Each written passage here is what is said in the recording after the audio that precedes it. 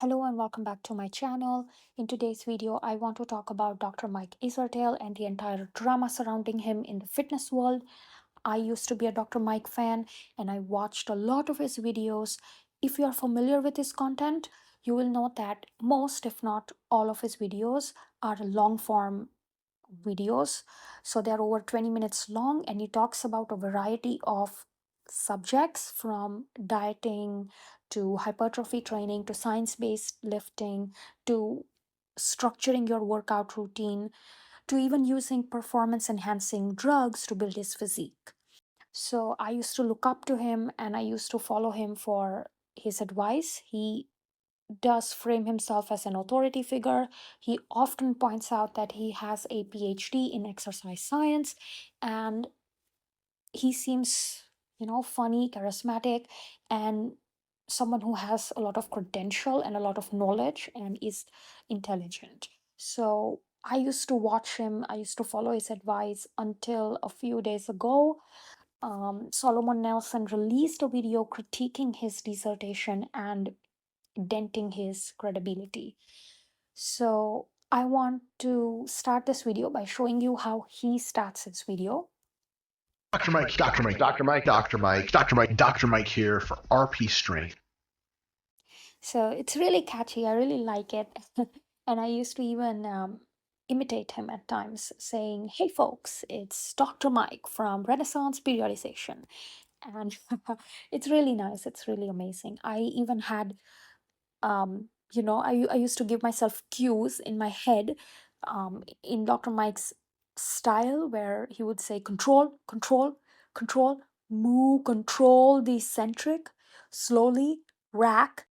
He says stuff like that, and that used to be in my head when I work out. So yeah, very catchy, very amazing in a way. And I kind of get what he's trying to portray here, that he is someone who has an authority in this exercise world, and that does make sense. I mean, it's great from marketing perspective because he does have an app called Renaissance Periodization, and he also sells Versa grips, which are lifting straps. So it does make sense why he has to portray that side of him.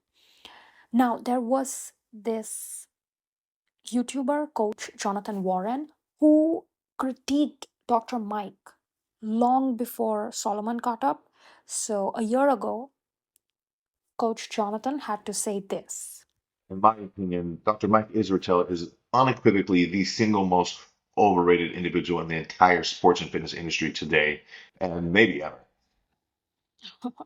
Yeah. I don't know why Mike gets so much credit for promoting higher volume and not training to failure. I mean, this is something that's been around since I first started. So yeah, I incorporated this advice of Dr. Mike in my own training where I used to, stop my workout keeping 3 reps in reserve. Yeah. You go into your graduate work, you kind of decide, am I going to go the kinesiology route or I'm going to go the exercise science route?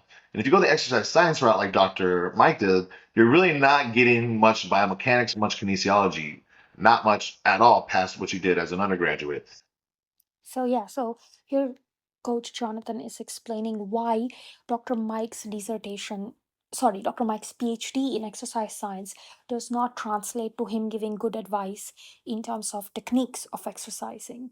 And this is where if you have a PhD in kinesiology would come in more handy because they learn about the technique more than someone in exercise science.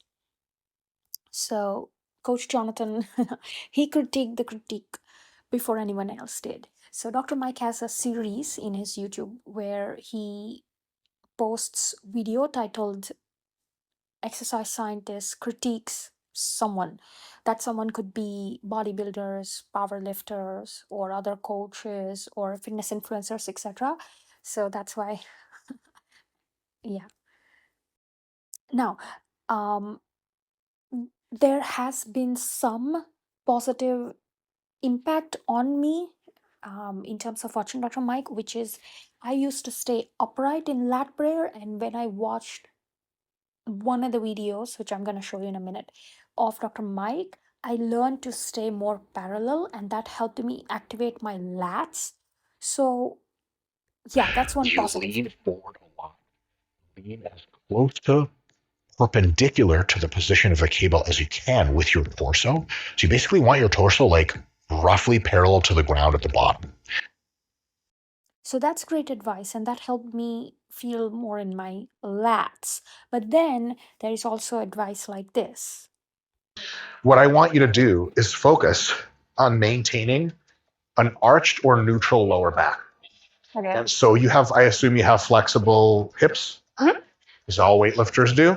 And so what you're going to want to do, let me demo this really quick. You're going to come down and get real deep, keeping your chest up. You're going to touch the ground. That protracted. Come up a little bit. Yes, yours will do. Yes. Yeah, so arch in your lower back and keeping the chest up, yeah, that actually did not make me feel my lats at all.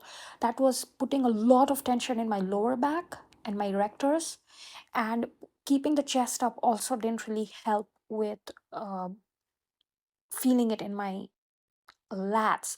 What actually helped me was keeping my spine more stacked, my rib cage, my spine, everything stacked. That actually helped me more. So he has some positive impact, but he also has advice like this.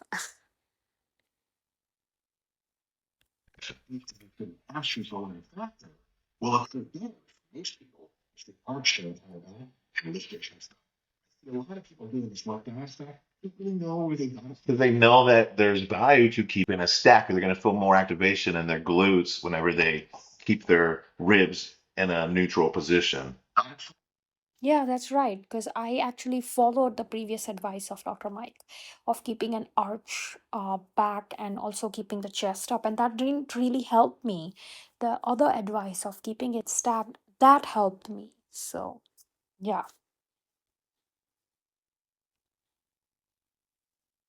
Somebody like him, what they're going to have is they're going to have erectors, and that's usually about it. I mean, no details at all. Terrible lats, but these erectors, man, they are some meaty erectors. You got to give them that. I mean, when every single exercise you do is an erector exercise, you're going to have them developed.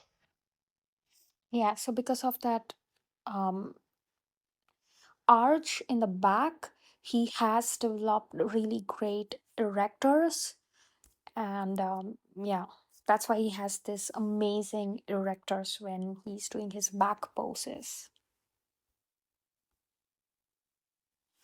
Okay, take care, guys, and yeah, that's it. That's all I have to say.